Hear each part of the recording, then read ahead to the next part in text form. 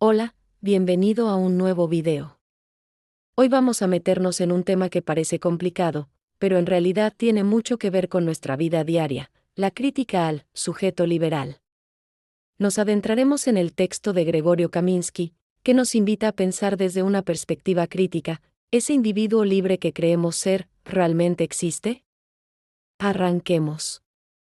A fines del siglo XVIII, Europa estaba revolucionada, cambios en la economía, en la política, en la ciencia. Y, como siempre, la filosofía trataba de poner en palabras lo que estaba pasando. En ese momento aparecieron dos figuras importantes: el sujeto epistémico, o sea, la persona que busca conocer el mundo, y el ciudadano cosmopolita, alguien que se piensa como parte de toda la humanidad. Aquí empezaba a tomar forma la idea de un ser humano que conoce y que además participa en una sociedad global. La teoría crítica después miró hacia atrás y se preguntó: ¿por qué la filosofía fue el lugar perfecto para que nacieran estas ideas? La respuesta es que la razón todavía no era una realidad concreta, era un ideal. Entonces la filosofía inventó la figura del hombre como un ser pensante y puso a la razón en el centro de todo. Autores como Locke y Hume habían insistido en que la experiencia y la razón del individuo eran la base de todo conocimiento. Después, Kant lleva todo esto más lejos: dice que el ser humano es libre y racional en tanto sigue leyes que él mismo se da. Y Fichte refuerza esta idea del yo como fundamento absoluto. El problema de todo esto era que muchas veces se confundía la razón con el ser mismo, como si pensar y existir fueran exactamente lo mismo. A esta corriente se le llama idealismo. Pero, al mismo tiempo, sin darse cuenta, empezaba a crecer una crítica. Porque si todo tiene que ser racional, entonces lo que no encaje debe desaparecer. Y eso abre la puerta a muchos conflictos. Este racionalismo no era solo teoría, tenía consecuencias políticas. Y se apoyaba en algo muy concreto: el individuo. Cada persona debía razonar por sí misma, analizar todo lo que se le presentara.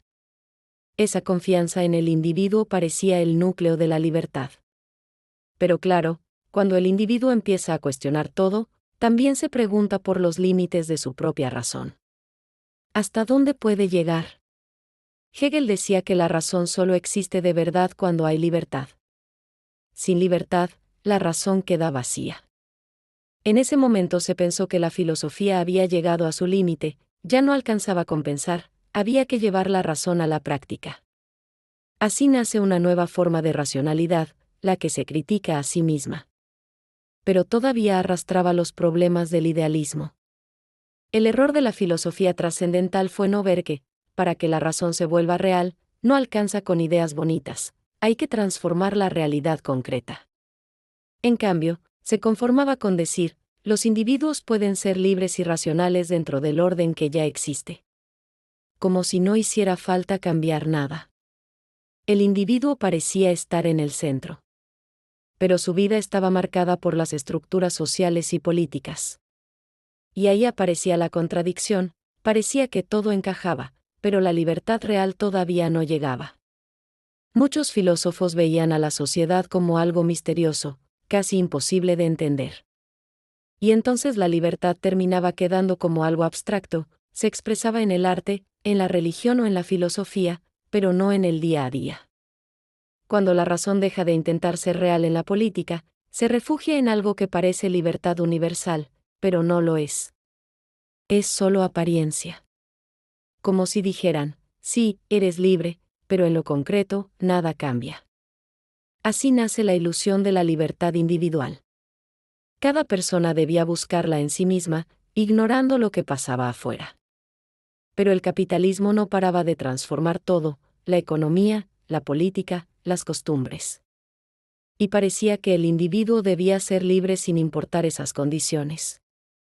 Una libertad desconectada de la realidad. En ese marco, el individuo termina siendo un sujeto descolgado: en teoría era libre, pero en la práctica estaba lleno de limitaciones. Los idealistas decían: tranquilo, libertad y necesidad no son opuestas, conviven. Para ellos, la verdadera libertad estaba dentro de esas mismas limitaciones. En otras palabras, No había que romper con la necesidad, sino aceptarla y vivir la libertad dentro de ella. El yo se presentaba como autónomo, dueño de sí mismo, independiente de lo externo. Eso suena lindo, pero a la vez lo vuelve extremadamente individualista. La verdad ya no está afuera, está en el propio yo. Ese yo debía inventar su propia realidad todo el tiempo. Y acá viene un problema: cuanto más individualista se volvía, más se aislaba. Tanto, que hasta tenía que inventar desde cero un espacio común para encontrarse con otros. La solución que se proponía era el Estado. El Estado aparecía como la forma más completa de la razón, una especie de contrato social donde la sociedad existía porque la razón la fundaba.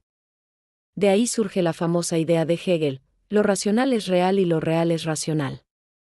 La razón pasa a ser la base de todo lo que existe. Y esa razón se convierte en idea, en espíritu absoluto. El costo de esto es que el individuo pierde valor. Lo importante no es la persona, sino esa razón universal. La verdadera libertad ya no está en cada individuo, sino en lo general. Ahí entra la filosofía crítica y dice: esperen, no. La libertad no puede ser absorbida por una idea abstracta. La libertad solo existe en los individuos concretos. Fuera de ellos, no hay libertad. En resumen, los filósofos modernos pusieron al individuo y a la razón en el centro, pero en el camino se generó una tensión. Por un lado, el sujeto parecía libre y racional. Por otro, en la práctica quedaba atrapado en las estructuras sociales, políticas y en un sistema que lo superaba. Y ahí es donde aparece la crítica: ¿de qué sirve hablar de libertad si el individuo real no puede ejercerla plenamente? Hoy más que nunca, esto nos invita a reflexionar sobre nuestra libertad, nuestra razón y nuestro papel en la sociedad. Si te gustó este viaje por la historia del pensamiento, déjame tu comentario, comparte el video y suscríbete para seguir explorando juntos estas ideas. Nos vemos en un próximo video.